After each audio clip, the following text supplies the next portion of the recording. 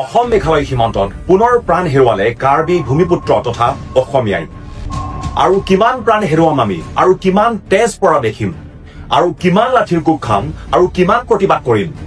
কিমান স্মাৰক পত্ৰ প্ৰদান কৰিম কিমান আলোচনা কৰিম আৰু কিমানৰ মৃত্যু হলে চৰকাৰে আমাৰ দুখবোৰ দেখিব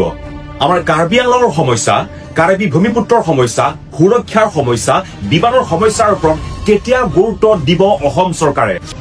আৰু যদিহে অসম চৰকাৰে আমাক গুৰুত্ব দিব নিবিচাৰে আমাৰ সমস্যাৰ প্ৰতি সমাধান কৰিব নিবিচাৰে আৰু সদায় এই ভেদভাৱ বা সমদৃষ্টি যদি আমি নেদেখো আমাক পৃথক ৰাজ্য দিয়ক সেপাৰেট ষ্টেট দিয়ক সেইটো আমাৰ সিদ্ধা আৰু স্পষ্ট কথা আৰু কাৰ্বি আংলং অসমৰ অংশ বুলি কোৱা সেইটো বন্ধ কৰক সেইটো আমাৰ স্পষ্ট কথা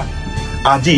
এই সীমা বিবাদৰ কাৰণে আকৌ এজনে প্ৰাণ হেৰুৱালে আৰু এই ঘটনাৰ দায়ী কোন দায়ী হিমন্ত বিশ্ব শৰ্মা ডাঙৰীয়া আৰু কাৰ্বি আংলঙৰ তুলিৰা নংহাঙৰ চৰকাৰ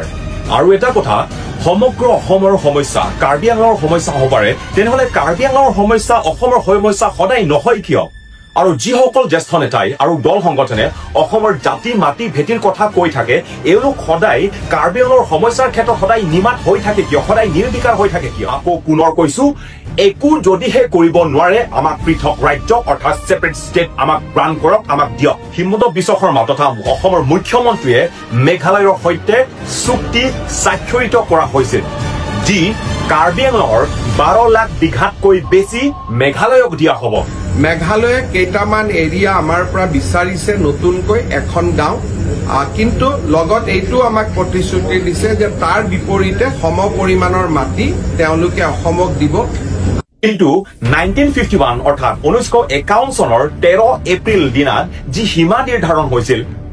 এতিয়াও কাৰ্বি আংলঙৰ মাটি মেঘালয়ক দিয়া কথাই নাহে গতিকে আমি বিবেচনা নকৰো যে মেঘালয়ৰ দ্বাৰা পুনৰ সেই দাবী উত্থাপন কৰা কোনো থল আছে হেয়েহে আমি প্ৰতিবাদ কৰি আহি আছো ৰাষ্ট্ৰত উত্তাল কৰি আহি আছো মাত মাতি আছো লাঠিৰ কোব খাইছো স্মাৰক পত্ৰ প্ৰদান কৰিছো মাত মাতি আহি আছো যাতে সেই দিয়া আৰু লোৱা নীতি তথা গিভ এণ্ড টেক পলিচিটো বাতিল কৰিব লাগে